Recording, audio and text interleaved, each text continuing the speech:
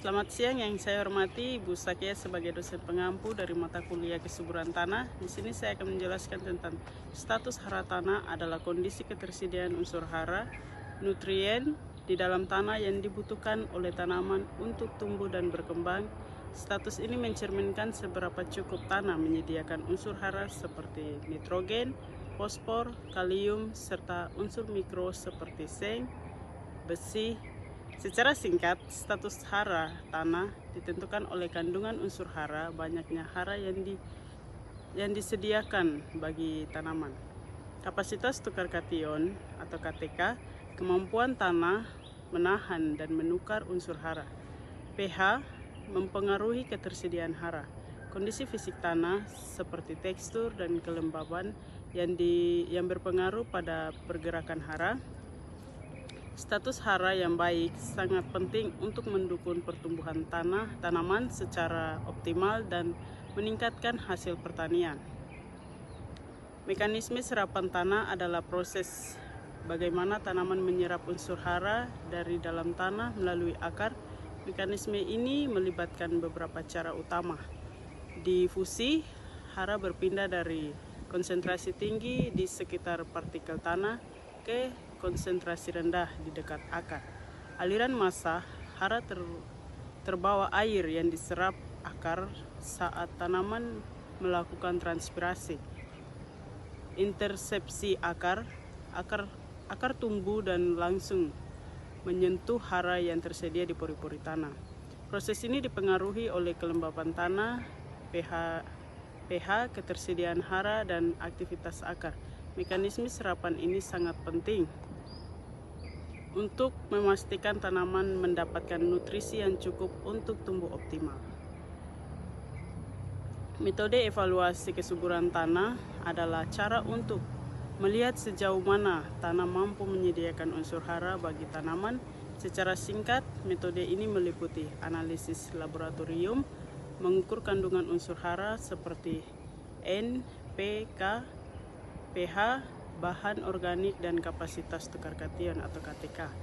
Pengamatan visuasi tanaman, melihat gejala kekurangan hara pada tanaman, misalnya daun menguning dan pertumbuhan terhambat.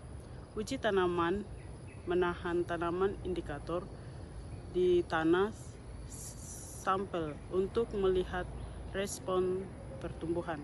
Peta kesuburan tanah menggunakan data hasil analisis dan memetakan tingkat kesuburan suatu wilayah. Evaluasi ini penting untuk menentukan kebutuhan pemupukan dan pengelolaan lahan yang tepat guna meningkatkan hasil pertanian.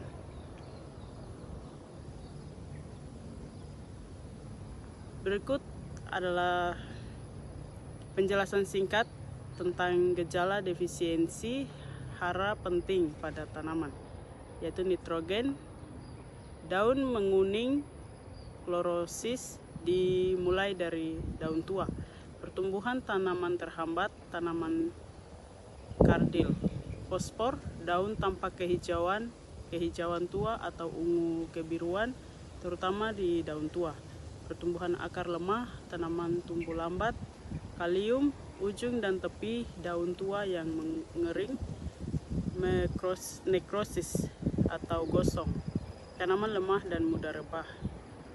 Magnesium, klorosis antar tulang daun, terutama pada daun tua, daun bisa tampak belang hijau kuning. Boron, pertumbuhan titik tumbuhan terganggu, tunas mati atau kerdil, daun muda menggulung atau menebal, pertumbuhan akar tidak normal. Defisiensi unsur hara dapat menurunkan produktivitas tanaman sehingga penting untuk dikenali sejak dini. Adapun tujuan evaluasi kemampuan lahan adalah untuk mengetahui potensi dan batasan suatu lahan agar dapat digunakan secara optimal dan berkelanjutan. Secara singkat, tujuan meliputi menentukan jenis penggunaan lahan yang tepat, misalnya untuk pertanian, perkebunan, atau konservasi. Mencegah kerusakan lingkungan akibat penggunaan lahan yang tidak sesuai. Meningkatkan efisiensi pengelolaan lahan dengan mempertimbangkan karakteristik fisik, kimia dan topografi tanah, mendukung perencanaan pembangunan wilayah berbasis sumber daya lahan. Evaluasi ini penting untuk memastikan lahan dimanfaatkan sesuai dengan kemampuannya tanpa menimbulkan degradasi. Berikut adalah secara singkat penilaian evaluasi.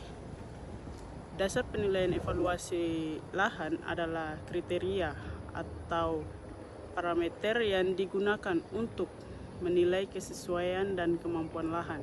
Secara singkat, dasar penilaian meliputi karakteristik fisik tanah seperti tekstur, kedalaman efektif drainase, dan kekeringan lahan. Sifat kimia tanah seperti pH, kandungan hara, NPK, bahan organik, dan kapasitas tukar kation. Iklim, curah hujan, suhu, dan lama penyinaran matahari. Faktor biologis dan sosial ekonomis seperti vegetasi alami dan eksibilitas lahan. Penilaian ini digunakan untuk menentukan apakah suatu lahan sesuai untuk jenis penggunaan tertentu secara berkelanjutan. Berikut adalah penjelasan singkat 8 kelas kemampuan lahan menurut klarifikasi USTA. Kelas 1, tanah sangat baik untuk pertanian, hampir tidak ada pembatas. Kelas 2, tanah baik untuk pertanian, tapi ada sedikit pembatas.